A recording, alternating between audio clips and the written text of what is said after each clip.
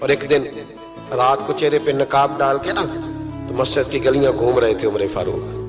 ایک گلی سے گزر رہے تھے تو ایک بوڑھی اماں بیٹھی ہے خیمے میں. بوڑھی کچھ چہرے سے پریشان لگتی ہے.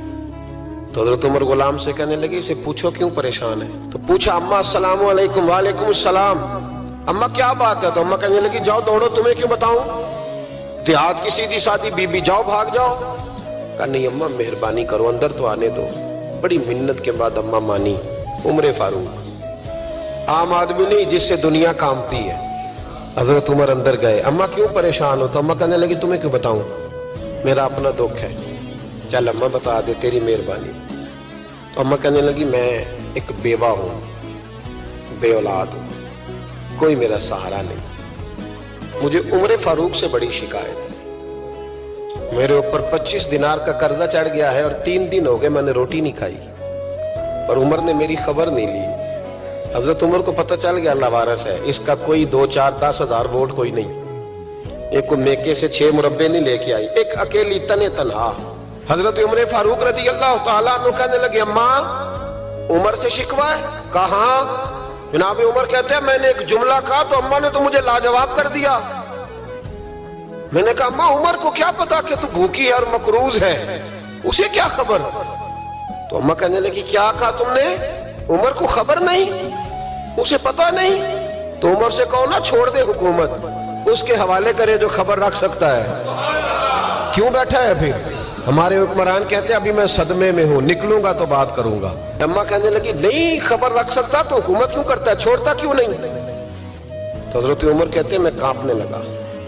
دوڑے گئے جناب عمر. میں نے کہا اس اماں کا 6000 ووٹ نہیں کہ اس کی قدر کی جائے. یہ اماں کوئی بہت آکسفورڈ یونیورسٹی کی ڈگری ہولڈر نہیں کہ اس کی بات مانی جائے. کہ لاوارث اور بیوہ بی بی. عمر دوڑے گئے، گھر سے اناج کا تھیلا کندھے پہ رکھا، 25 دینار بھی لیے، پکا پکایا کھانا بھی لیا. خادم کہنے لگا حضور مجھے دے دے میں اٹھا لیتا ہوں. تو حضرت عمر فرمانے لگے چل وعدہ کر قیامت کے دن بھی میرا بوجھ اٹھائے گا. کہنے لگا جی نہیں وہاں نہیں اٹھا سکتا. فرمایا پھر آج بھی نہ اٹھا، مجھے ہی اٹھانے دے، یہ میرا بوجھ ہے تو مجھے ہی. اماں کے سامنے 25 دینار بھی رکھے. پھر اماں کو حضرت فاروق اعظم نے 2 مہینے کا راشن بھی دیا، پھر پکا پکایا کھانا بھی دیا. معمولی آدمی کی بات نہیں کر رہا، 24 لاکھ مربع میل کا حکمران. حضرت عمر مدینے میں بیٹھ کے کبھی للکار دیں تو کیسر و کسریٰ کی ٹانگیں کانپے. جناب عمر فاروق رضی اللہ کھانا کھلا کے اماں چارپائی پہ تھی تو عمر نیچے بیٹھ گئے. کہنے لگے اماں چل عمر کو معاف کر دے، چل چل جانے دے، کوئی عرض نہیں، بیچارے کو پتہ نہیں چلا. تو اماں کہنے لگی تو نے پھر عمر کا ذکر چھیڑ دیا. بیٹے میرے گھاؤ بڑے گہرے ہیں، میرے زخم بڑے سخت ہیں، کلیجہ پھٹے تو تجھے دکھاؤں کتنی تکلیف میں ہوں. میں تو پکا ہوا پھل ہوں، کسی وقت بھی دنیا سے چلی جاؤں گی. میں نے عمر کو معاف نہیں کرنا. جب میں قبر میں جاؤں گی نا، نبی کریم علیہ السلام آئیں گے تو میں عمر کی شکایت کروں گی. میں کہوں گی حضور اس سے پوچھئے یا رسول اللہ بیوہ اور بوڑھی کا خیال ہی نہیں کیا. تو آپ کے غلام کہتے ہیں میں نے عمر کو کبھی اتنا روتے نہیں دیکھا جتنا آج روئے. کہنے لگے اماں عمر کو میں جانتا ہوں وہ کمزور ہے، یہ شکایت نہ لگانا، وہ کمزور ہے، مقابلہ نہیں کر سکے گا، یہ شکایت نہ لگانا، چل معاف کر دے. تو اماں کہنے لگی اچھا تو مجھے کچھ اچھا لگتا ہے، جا تیری خاطر عمر کو معاف کیا، تو پیارا لگا ہے، جا معاف کیا، تیری خاطر معاف کیا، تیری خاطر عمر کو معاف کیا. حضرت عمر فاروق کہنے لگے مجھے لکھ کے دو. کون اتنے جتن کرتا ہے؟ کون؟ کسی سے کہنا جا اپنی اماں کو منا لے، تو کہتے ہیں نہیں میری غلطی کوئی نہیں تو مناؤ کس بات پہ. حضرت عمر فاروق کہنے لگے لکھ کے دو، لکھ دو. تو اماں کہنے لگی آپ لکھیں میں سائن کر دیتی ہوں، آپ لکھ دیں میں سائن کرتی ہوں.